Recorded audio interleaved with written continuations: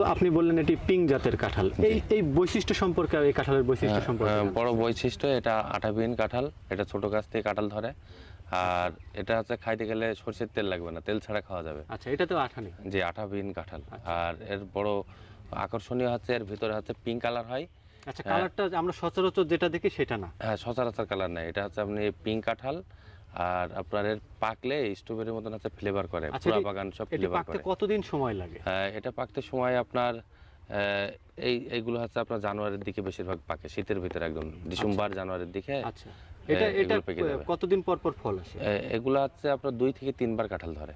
আচ্ছা, 2 বার বেশি ধরে, বছরে? সব টাইম একবার কম ধরে। জি। আচ্ছা, বছরে তার মানে এখান থেকে 2 বার ফল পাওয়া যায়। ফল আচ্ছা, পাওয়া এর যাবে। কি আলাদা কোনো পরিচর্যার প্রয়োজন আছে কি? না, এমনি কাঁঠাল ওইভাবে পরিচর্যা নেই। আচ্ছা, আমাদের দেশের আবহাওয়া তো ভালো হচ্ছে। হ্যাঁ, আমাদের আবহাওয়াতে ভালো আচ্ছা, আছে। এইটার কোনো রোগ দেখেছেন কিনা? না, আমি 4টা ভ্যারাইটির একটারও কোনো রোগ পাইনি।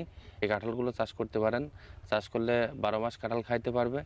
আবার আমাদের দেশে আর্থিক চাহিদা পূরণ হবে, বেকারত্ব মুক্ত হবে।